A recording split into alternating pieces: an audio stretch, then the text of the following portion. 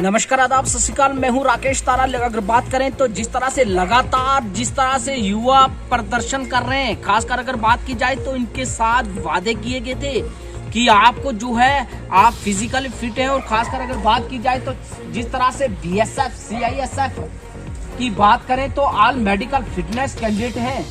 इन्होंने एक जो है प्रॉपर तरीके से जिस तरह से अगर बात की जाए तो रिक्रूटमेंट में जो बातें फॉलो की जाती हैं उस पर पूरी तरह से फॉलो होकर इन्होंने अपना जो है फिजिकल टेस्ट प्रॉपर किया।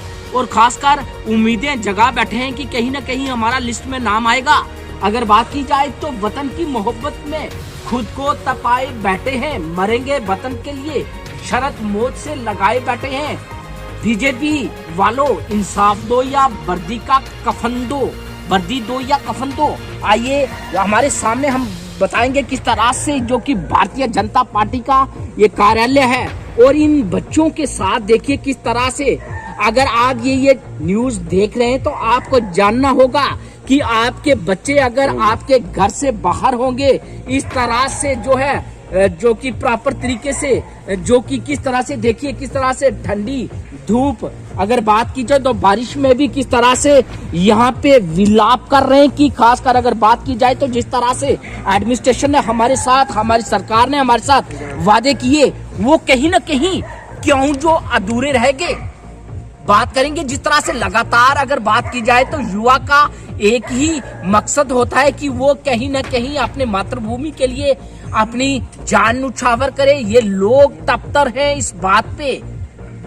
देखिए किस तरह से दिन को भी हमने आपको एक रिपोर्ट भाई की, जिस तरह से लगातार एक युवा जो है धूप के कारण इनके ऊपर से टेंट लगा हुआ था वो भी वहां से उखाड़ कर ले गए। कहीं ना कहीं अगर बात की जाए तो ये युवा अपने माथे पे तिरंगा बांधकर जो है इस आड़ में बैठा है कि कहीं ना कहीं हमें भी अपनी मातृभूमि में रक्षा करने की कोई न कोई जो है हमें, जिस तरह से हमने रिक्रूटमेंट रैली को फॉलो किया हमें कहीं ना कहीं इंसाफ मिलेगा।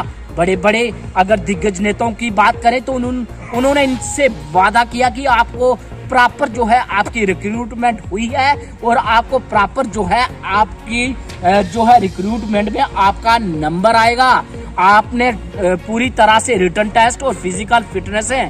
और कहीं ना कहीं अगर बात की जाए तो क्यों 2018 से इन्होंने भर्ती देखी और 2021 चल रहा है तो क्यों इनके साथ खिलवाड़ किया जा रहा है। अगर नहीं तो इनका कहना है कि हमें निकाल दिया जाता रिटन टेस्ट से, जा निकाल दिया जाता हमें किसी फिजिकल फिटनेस से तो हमें दुख नहीं होता।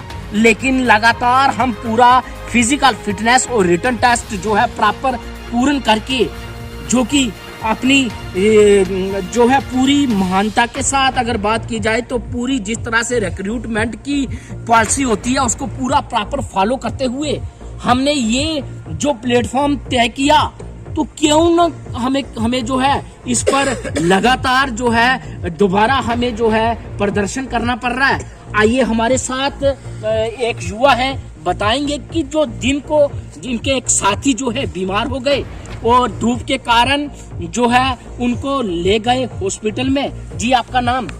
मेरा नाम दीपक। पहले तो मैं तुंदा शुक्रिया अदा करना जेड़े राती वेले इस टाइम ऊपर साढ़े कोल आए।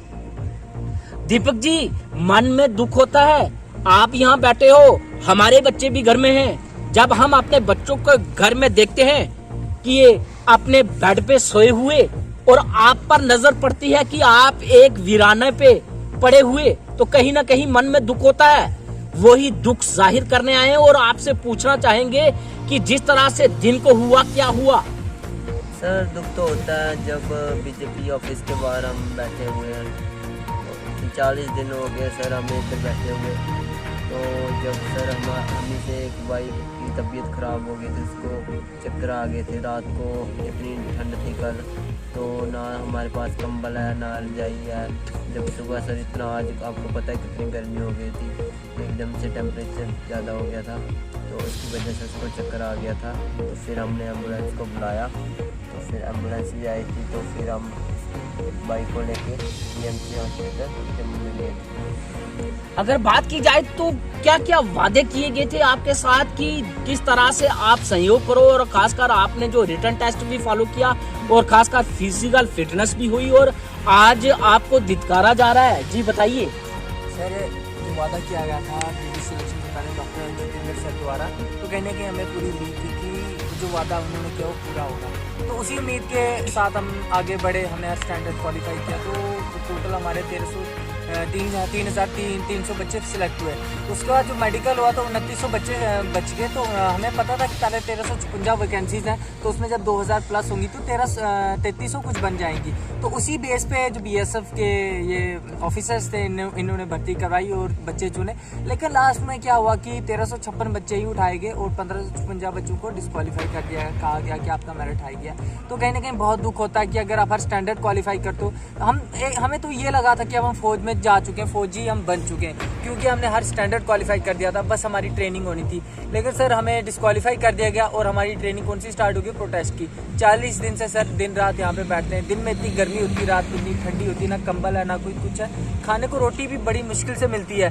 तो कुछ पता नहीं चलता सर क्या करें। आज भी हमारा भाई बेहोश हो गया था सर, क्योंकि खाना नहीं खाया था सर कई दिनों से अच्छे से। सर कोई भाई हमारा 15-20 फुल्के ले आता था घर से, तो 40-50 बंदों को अगर वो बांटने हैं तो आधा फुल्का बड़ी मुश्किल से आता है सर।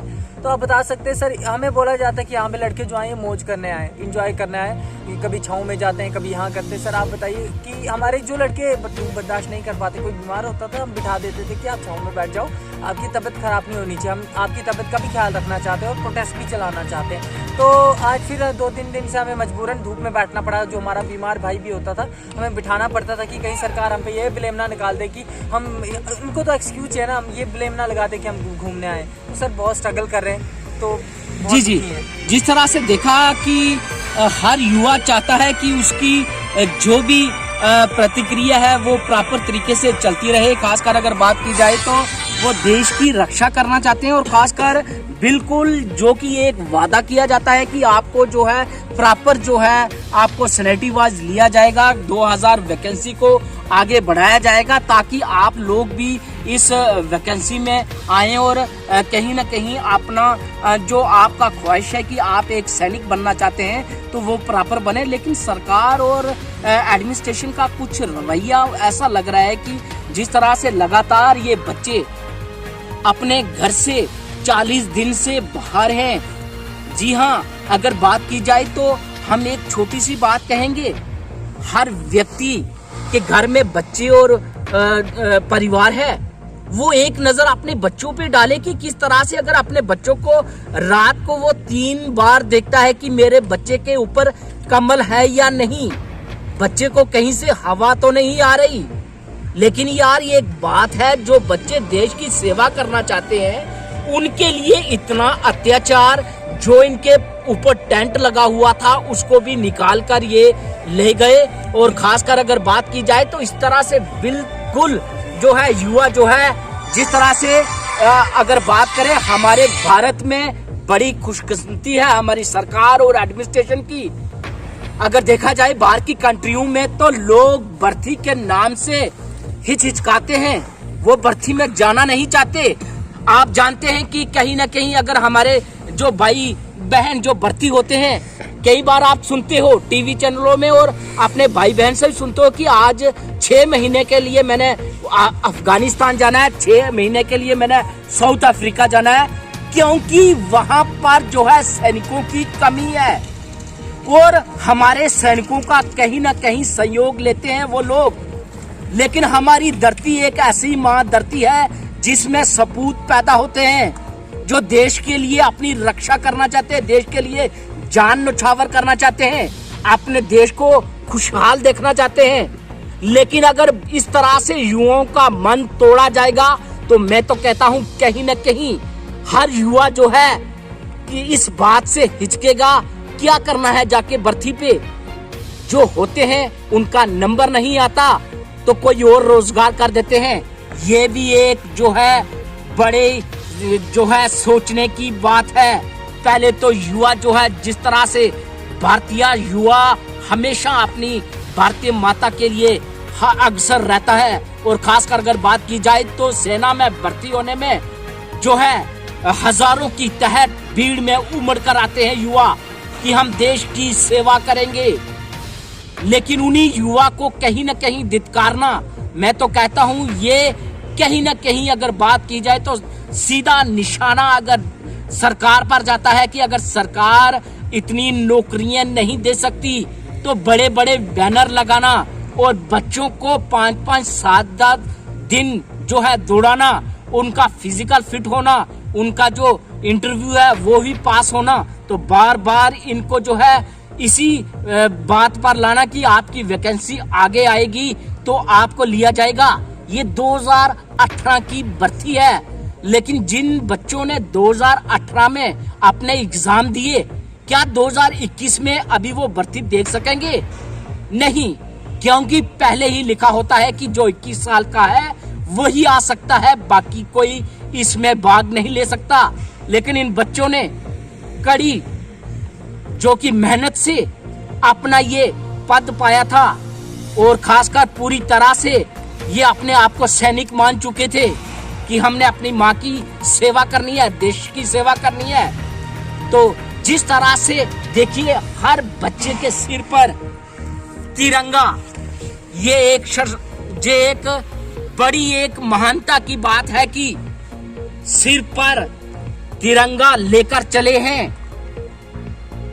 हमें कोई माने ना माने, अपनी मातृभूमि के लिए जान देने के लिए चले हैं।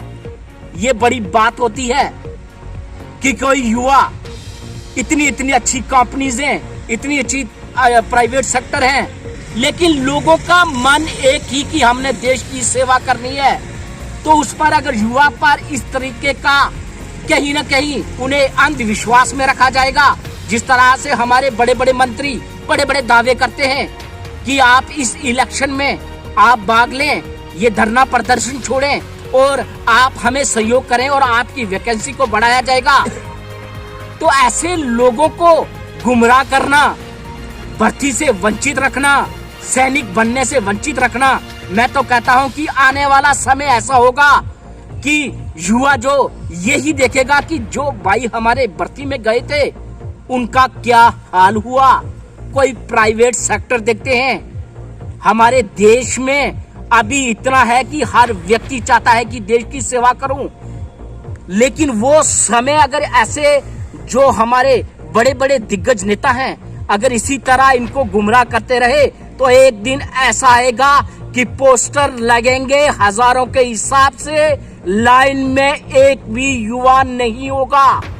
वो सहरा जाएगा पूरी हमारी सरकार और हमारे दिग्गज नेताओं को के ऊपर, जो कि इन बच्चों को गुमराह करते हैं। कहीं ना कहीं हर बच्चा सोचता है कि मेरा भाई भर्ती में गया था और भर्ती हुआ है और आज वो वहां पर मातृभूमि की रक्षा कर रहा है। वो भी कोशिश करता है कि मैं भी मातृभूमि की रक्षा करूंगा, लेकिन बाद में जब इस प्रकार का होती है बात तो कहीं ना कहीं मन में जो है दुख प्रकट होता है और कहीं ना कहीं हम सीधा जो इशारा दे दें कि युवा के साथ खिलवाड़ करना अपने देश में कोई नुकसानदेह बात हो सकती है। जी हाँ, युवा ही कहते हैं कि युवा, आने वाली पीढ़ी जो युवा है वो ही अपने देश को उन्नति और प्रगति पर ले जाएगी। अगर हम दिग्गज नेता सिर्फ अपनी कुर्सियों को बचाते रहेंगे तो देश को कौन बचाएगा? अगर देश को बचाना है तो युवा को साथ लेकर चलना होगा, उनके मनों से खेलना नहीं होगा।